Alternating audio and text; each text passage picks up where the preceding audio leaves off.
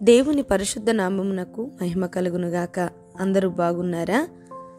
దేవుని యొక్క వాక్యాన్ని వింటున్నారా? అవి మీ జీవితాలకు ఆశీర్వాదకరంగా ఉన్నట్లయితే తప్పకుండా కామెంట్ రూపంలో మాకు తెలియచేయండి. ఈ దినము బావి యొద్ద ఉన్నటువంటి సమరయ స్త్రీ కొరకు కొన్ని మాటలను తెలుసుకుందాం. ఈ సమరయ స్త్రీ కొరకు యోహాను సువార్త 4వ అధ్యాయములో మాత్రమే రాయబడి ఉంది. ఒకనాడు యేసు ప్రభువారు సమరయ మార్గమున వెళ్ళవలసి వచ్చింది. సహజంగా యూదులు సమరయ ప్రాంతం గుండా ప్రయాణించేవారు కాదు. సమరయులు సంకరజాతి ప్రజలు, యూదుల ద్వారా తృణీకరింపబడిన వారు. అందుకని ప్రభు మత్తయి సువార్త 10వ అధ్యాయము 5వ వచనంలో సమరయుల ఏ పట్టణములోనైనను ప్రవేశింపవద్దని తన శిష్యులకు సెలవిచ్చాడు. యూదులు ఒకసారి ప్రభువును ఇలాగా దూషించారు. ఏమని దూషించారు అని చూసినట్లయితే, నీవు సమరయుడవును దయ్యము పట్టిన వాడవును అని దూషించారు. కనుక దీనిని బట్టి చూస్తే యూదుల ద్వారా తృణీకరింపబడిన వారు సమరయులు. అందుకని ప్రభు ఏం చేశారంటే, మంచి సమరయుని ఉపమానములో తృణీకరింపబడిన సమరయునితో తను తాను పోల్చుకున్నారు. యాజకునితో కానీ లేవీయునితో కానీ ఆయన పోల్చుకొనలేదు. అయితే యేసు ప్రభు ఎందుకు ఈ సమరయుల మార్గములో ప్రవేశించి సుకారను గ్రామము దగ్గర బావి యొద్ద కూర్చున్నాడు? ఎందుకు కూర్చున్నాడు అంటే, పాపము చేత నశించిపోతున్నటువంటి జీవితములో అలసిపోయినటువంటి ప్రజల చేత తృణీకరింపబడుతున్నటువంటి ఒక స్త్రీని రక్షించటానికి యేసయ్య ఆ బావి దగ్గర ఎంతో దూరము ప్రయాణం చేసి ప్రభు సమరయలోని సుకారను ఒక ఊరికి వచ్చాడు. పాత నిబంధన కాలంలో షెకెము అని పిలువబడినటువంటి ప్రాంతమే క్రొత్త నిబంధన కాలంలోనికి వచ్చేసరికి సుకారుగా మార్చబడింది. ఈ షెకెములో అబ్రహాము దర్శించబడ్డాడు. యాకోబు నివసించింది కూడా ఇక్కడే. యోసేపు సహోదరులు తమ మందలను మేపింది కూడా ఇక్కడే. యోసేపు యాకోబు పాతి పెట్టబడింది కూడా ఇక్కడే. ఇది ఎంతో చారిత్రాత్మక స్థలంగా పిలువబడింది. యేసు ప్రభు ఆయన సుకారను ఊరికి చేరి అక్కడ బావి యొద్ద అలసిపోయిన వాడే కూర్చున్నాడు. అప్పటికి ఇంచుమించు 12 గంటల సమయము. అలసట చెంది ఎండవేళలో దాహముగొన్నాడు. ఆయన పరిపూర్ణ దేవుడు, పరిపూర్ణ మానవుడు కూడా. మానవుడుగా అలసట చెందాడు, దాహముగొన్నాడు. ఇంత దూరము ప్రయాణం చేసింది, ఎండలో బావి యొద్ద కూర్చుంటున్నది, దాహమును గొన్నది దేని కొరకు తెలుసా?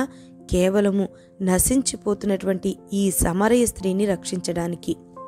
12 గంటల వేళలో ఊరి బయట బావి యొద్దకు ఒంటరిగా ఈ స్త్రీ ఎందుకు వస్తుంది అని ఆలోచించేసినట్లయితే, 10 మందితో కలిస్తే వారు అసహించుకుంటారేమో అనైనా కావచ్చు, లేదా పాప కార్యాలు జరిగించటానికి ఇలాంటి సమయము మంచిది అనైనా ఆమె ఆ విధంగా 12 గంటల సమయంలో వస్తూ ఉండవచ్చు.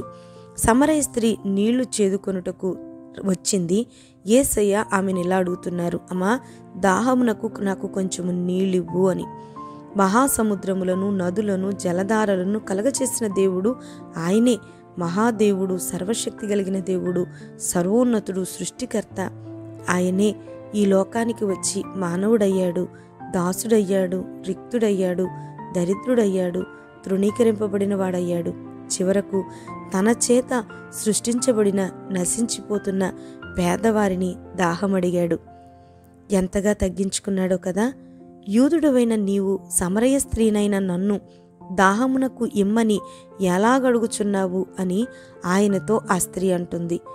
ఎందుకంటే యూదులు సమరయులతో సాంగత్యము చేసేవారు కాదు. యేసు ప్రభువును సామాన్యమైన యూదుడని మాత్రమే ఆయన వేషభాషలను బట్టి ఆమె గ్రహించగలిగింది. ఆయన ఆమెను దాహమున కడిగినందుకు ఆశ్చర్యపడింది. అయితే యేసయ్య ఆమె అక్కరను తెలియచేస్తూ ఆమెను అడిగేటట్లుగా నేను ఇచ్చు జలము జీవజలము అని తెలియచేస్తూ ఉన్నాడు. అప్పుడు ఆ స్త్రీ అంటుంది కదా, అయ్యా, ఈ బావి చాలా లోతైంది, చేదుకొనుటకు నీకేమీ లేదు కదా, ఆ జీవజలము నీకెలాగు దొరుకును? ఈ నీరు తాగి మాకిచ్చిన మా తండ్రి అయిన యాకోబు కంటే నీవు గొప్పవాడవా అని ఆయనను అడుగుతుంది. ఈమె కేవలము అక్షరార్థముగా యాకోబు బావి నీళ్లను గురించి మాత్రమే మాట్లాడుతుంది. అయితే యేసయ్య ఆత్మ సంబంధమైన జలము అనగా జీవజలమును గురించి మాట్లాడుచున్నాడు. ఆ జలము యాకోబు బావిలో దొరకదు. యాకోబు కంటే నీవు గొప్పవాడవా అని ఆమె అడుగుతూ ఉంది. యేసుక్రీస్తు యాకోబు కంటే, మోషే కంటే, అహరోను కంటే, మెల్కీసెదెకు కంటే, రాజుల కంటే, ప్రవక్తల కంటే, పితరుల కంటే, దేవాలయము కంటే గొప్పవాడన్న సంగతి ఆమె ఇంకా గ్రహించలేదు. అందుకనే యేసు ఈ నీళ్లు త్రాగు ప్రతివాడును మరలా దప్పిగొనును, నేనిచ్చు నీళ్లు త్రాగువాడెప్పుడునూ దప్పిగొనడు, నేను వానికిచ్చడు నీళ్లు నిత్య జీవమునకై వానిలో ఊరెడి నీటి బుగ్గగా ఉండునని ఆమెతో చెప్పెను. ఈ నీళ్లు త్రాగు ప్రతివాడు మరలా దప్పికగొనును.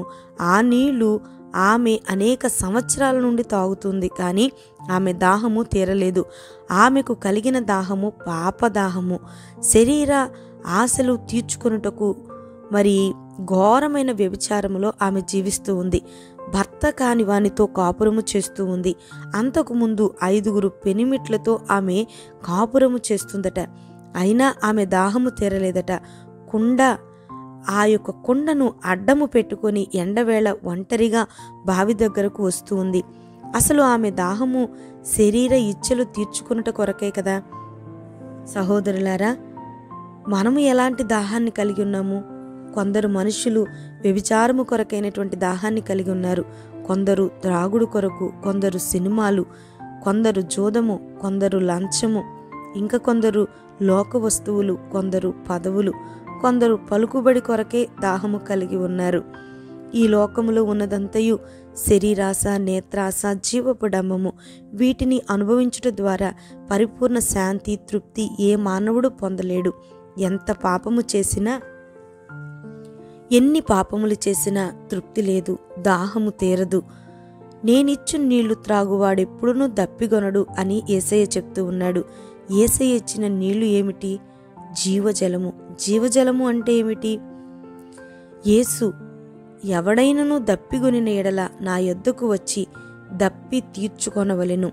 నా యందు విశ్వాసముంచు వాడెవడో లేఖనము చెప్పినట్టు వాని కడుపులో నుండి జీవజల నదులు పారునని బిగ్గరగా చెప్పెను. ఆ స్త్రీ ఆయనను చూసి, అయ్యా, నేను దప్పికొనకుండునట్లును ఆ నీళ్లు నాకు దయచేయమని అడిగింది. ఇప్పుడు ఆమెలో జీవజలము కొరకైన దాహము కలిగింది. అయితే ఒక షరతును యేసయ్య పెడుతున్నారు. యేసయ్య అంటున్నారు, నీవు వెళ్ళి నీ పెనిమిటిని పిలుచుకొని ఇక్కడకు రమ్మని ఆమెతో చెప్పారు. ఆ స్త్రీ అంటుంది కదా, అయ్యా, నాకు పెనిమిటి లేడు అన్నప్పుడు యేసయ్య అంటున్నాడు, నాకు పెనిమిటి లేడని నీవు చెప్పిన మాట సరియే. నీకు 5 పెనిమిట్లుండిరి, ఇప్పుడున్నవాడు నీ పెనిమిటి కాడు, సత్యమే చెప్పితివనెను. ఆమెకు జీవజలము ఇవ్వకముందు తన పాపస్థితిని ఆమె గుర్తించాలి అని అనుకున్నారు యేసయ్య. పాపము ద్వారా వచ్చు ఘోర శిక్ష ఆమె గ్రహించాలి.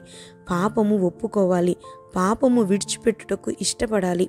అప్పుడు జీవజలము పొందుటకు ఆమెకు అర్హత కలుగుతుంది. ఆమె పాపము యేసయ్య బయట పెట్టగానే ప్రభువును ఒక ప్రవక్తగా ఆమె గుర్తిస్తూ ఉంది.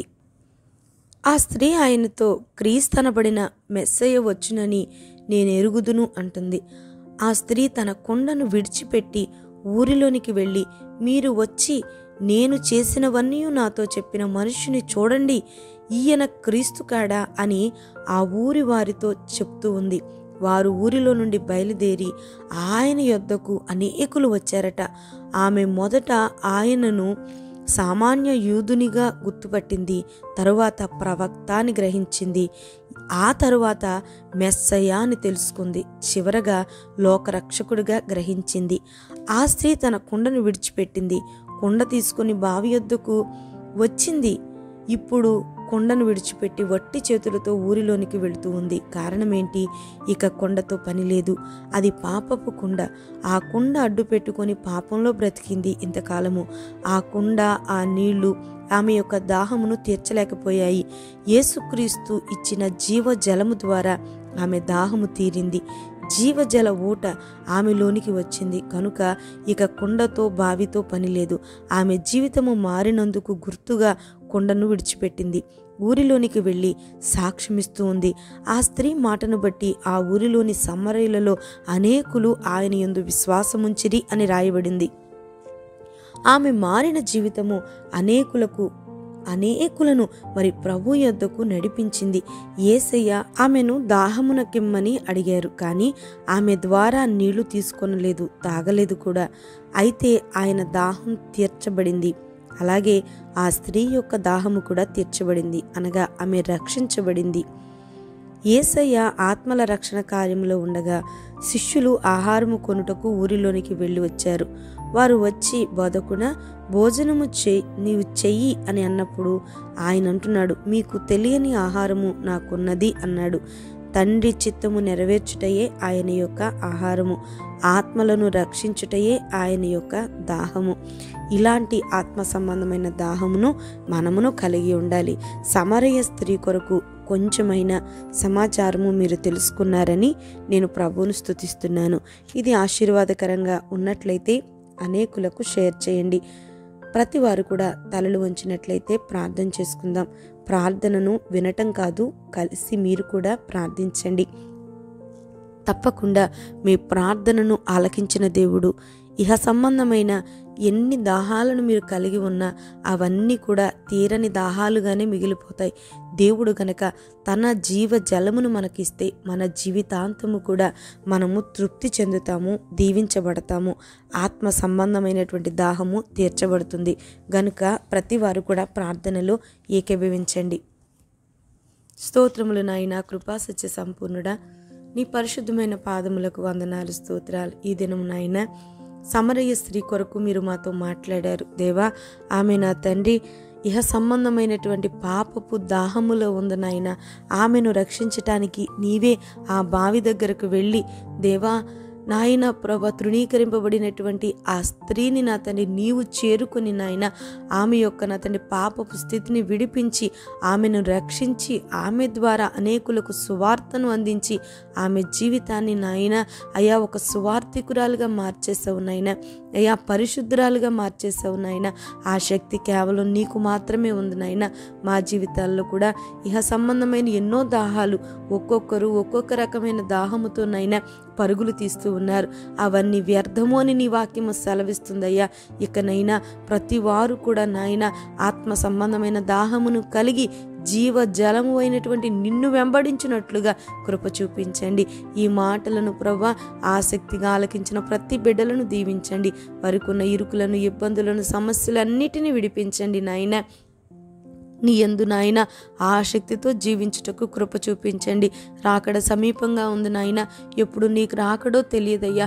ఎప్పుడు నీ రాకడ వచ్చినా మేము అయ్యా మా కుటుంబాలు, మా సంఘాలు సమస్తము కూడా ఎత్తబడి నీ ఎదుట నిలవబడగలిగిన సామర్థ్యాన్ని మీరు మాకు అనుగ్రహించి అయ్యా మా ఆత్మ సంబంధమైన నేత్రములను తెరచి నీకు అనుకూలమైన బ్రతుకును మేము బ్రతుకున్నట్లుగా కృప చూపించమని యేసు పరిశుద్ధ నామమున అడుగుతున్నాను తండ్రి. ఆమెన్.